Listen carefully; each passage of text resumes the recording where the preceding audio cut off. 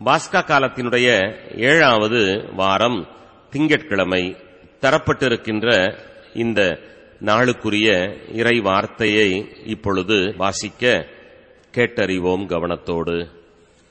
நீங்கள் நம்பிக்கை கொண்டபோது தூய ஆவியால் ஆட்கொள்ளப்பட்டீர்களா? திருத்தூதர் பணிகள் நூலிலிருந்து வாசகம். அதிகாரம் 19 இறை வார்த்தைகள் 1 முதல் 8 முடிய. அப்பல்லோ கொரிந்தில் இருந்தபோது பவுல் மலைப்பாங்கான பகுதி வழியாக எபேசு வந்தார். அங்கு அவர் சில சீடர்களை கண்டு அவர்களை நோக்கி, நீங்கள் நம்பிக்கை கொண்டபோது தூய ஆவியால் ஆட்கொள்ளப்பட்டீர்களா என்று கேட்டார். அதற்கு அவர்கள், தூய ஆவி என்னும் ஒன்று உண்டு என்று கூட நாங்கள் கேள்விப்பட்டதில்லையே என்றார்கள். அவ்வாறெனில் நீங்கள் எந்த திருமுழுக்கை பெற்றீர்கள் என பவுல் கேட்க, அவர்கள், நாங்கள் யோவான் கொடுத்த திருமுழுக்கை பெற்றோம் என்றார்கள். அப்பொழுது பவுல், யோவான் மனம் மாறிய மக்களுக்கு திருமுழுக்கு கொடுத்து தமக்கு பின் வரும் இயேசுவிடம் நம்பிக்கை கொள்ளுமாறு கூறினார் என்றார். இதை கேட்ட மக்கள் ஆண்டவராகிய இயேசுவின் பெயரில் திருமுழுக்கு பெற்றனர். பவுல் அவர்கள் மீது கைகளை வைத்ததும் தூய ஆவி அவர்கள் மேல் இறங்கியது. அப்பொழுது அவர்கள் பரவச பேச்சு பேசினர், இறைவாக்கும் உரைத்தனர். அங்கு ஏறக்குறைய 12 பேர் இருந்தனர். பின்பு பவுல் தொழுகை கூடம் சென்றார். அங்கு அவர் 3 மாதங்கள் இறையாட்சி பற்றி துணிவுடன் மக்களோடு பேசி அவர்களோடு விவாதித்து அவர்களை நம்பச் செய்தார். ஆண்டவரின் அருள்வாக்கு. இறைவனுக்கு நன்றி. திருப்பாடல் 68. உலகிலுள்ள அரசர்களே கடவுளை புகழ்ந்தேத்துங்கள். உலகிலுள்ள அரசர்களே கடவுளை புகழ்ந்தேத்துங்கள். உலகிலுள்ள அரசர்களே கடவுளை புகழ்ந்தேத்துங்கள். உலகிலுள்ள அரசர்களே கடவுளை புகழ்ந்தேத்துங்கள். கடவுள் எழுந்தருள்வார். அவருடைய எதிரிகள் சிதறடிக்கப்படுவார்கள். அவரை வெறுப்போர் அவர் முன்னிலை நின்று ஓடிப்போவர். புகை அடித்துச் செல்லப்படுவது போல அடித்துச் செல்லப்படுவர். நெருப்பு முன் மெழுகு உருகுவது போல கடவுள் முன் பொல்லார் அழிந்தொழிவர். உலகிலுள்ள அரசர்களே கடவுளை புகழ்ந்தேத்துங்கள். அல்லேலூயா, அல்லேலூயா. நீங்கள் கிறிஸ்துவோடு உயிர் பெற்று எழுந்தவர்களானால் மேலுலகு சார்ந்தவற்றை நாடுங்கள். அங்கு கிறிஸ்து கடவுளின் வலப்பக்கத்தில் அமர்ந்திருக்கிறார். அல்லேலூயா, அல்லேலூயா. ஆண்டவரின் நற்செய்தியை தகுந்த விதத்தில் எடுத்துச் சொல்ல என் உள்ளத்தையும் உதட்டையும் தூய்மையாக்கும். ஆண்டவர் உங்களோடு இருப்பாராக. உம் ஆன்மாவோடும் இருப்பாராக. யோவான் எழுதிய தூய நற்செய்தியிலிருந்து வாசகம். ஆண்டவரே, மாட்சி உமக்கே. யோவானினுடைய நற்செய்தி பிரிவு 16 வார்த்தைகள் 29 33 முடிய. அக்காலத்தில் சீடர்கள் இயேசுவிடம், இப்போதுதான் உருவகம் எதுவுமின்றி வெளிப்படையாக பேசுகிறீர்.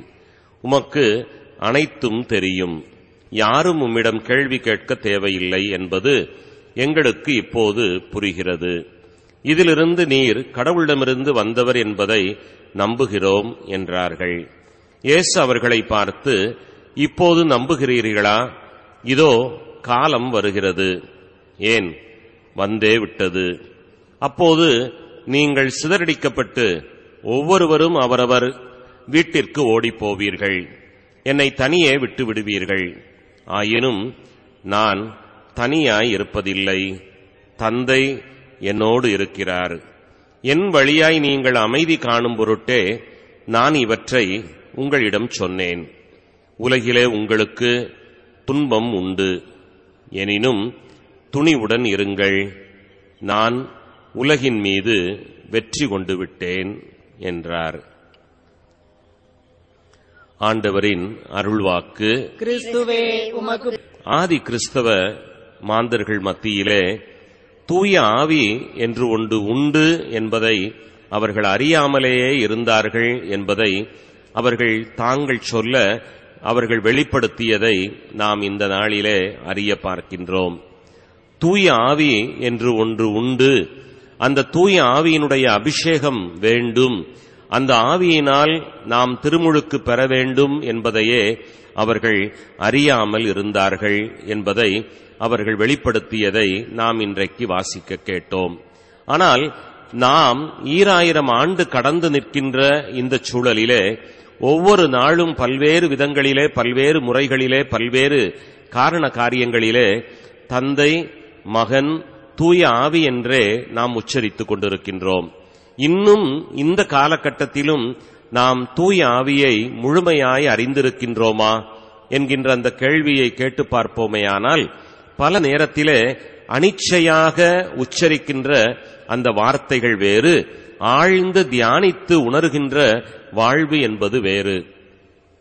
இயேசுவினால் எல்லாம் கூடும், இயேசுவினுடைய இரத்தமானது ஜெயமாயிருக்கிறது என்று நாம் சொல்லுகின்றோம். தந்தை என் மீது அன்பு கொண்டுள்ளார், தந்தை எனக்காக எல்லாவற்றையுமே செய்ய காத்திருக்கின்றார் என்று தந்தையை பற்றி, இயேசுவை பற்றி பேசுகின்ற நாம், அந்த ஆவியினுடைய அருளால், அந்த ஆவியினுடைய துணையினால் நான் எதையும் செய்வேன், அந்த ஆவி எனக்கு தந்த ஆற்றலியை கொண்டு என்னால் எதுவும் செய்ய முடியும் என்கின்ற அந்த துணிவினை நாம் பெற்றிருக்கின்றோமா அல்லது உணர்ந்திருக்கின்றோமா என்கின்ற ஒரு கேள்வி இந்த நாளிலே கேட்டு பார்ப்பது நல்லதே. காரணம், தூய ஆவியினுடைய பெருவிழா கொண்டாட்டத்திற்கான நவநாட்களை சொல்லிக் கொண்டிருக்கின்ற அந்த நல்ல நாளிலே அந்த ஆவியானவர் 3வது ஆளாக இருக்கின்றார், அவர் இயங்குகின்றார், நம்மோடு பயணிக்கின்றார் என்பதுவே உண்மை. எனவே தந்தை மீது கொண்டிருக்கின்ற பற்றுறுதி, மகன் மீது கொண்டிருக்கின்ற நம்பிக்கை, ஆவியின் மீதும் நாம் நம்பிக்கை கொண்டவர்களாக பயணிக்கவே இறை வாக்கு நம் ஒவ்வொருவருக்குமே அழைப்பு தருகிறது. ஏனென்றால் உலகை அவர்கள் வென்று விட்டார்கள். எனவே இந்த உலகு நமக்கு எதுவுமே செய்ய இயலாது. நாம் உலகை கடந்தவர்களாகவே வாழ்கின்றோம். ஏனென்றால் அந்த ஆவியானவர் நம்மோடு இருந்து நம்மை வாழ்விக்கின்றார். இந்த நல்ல மேலான எண்ணங்களோடு இனிய நாளாக இந்த நாளை நாம் ஆக்குவோம். இறை அருள் பெறுவோம்.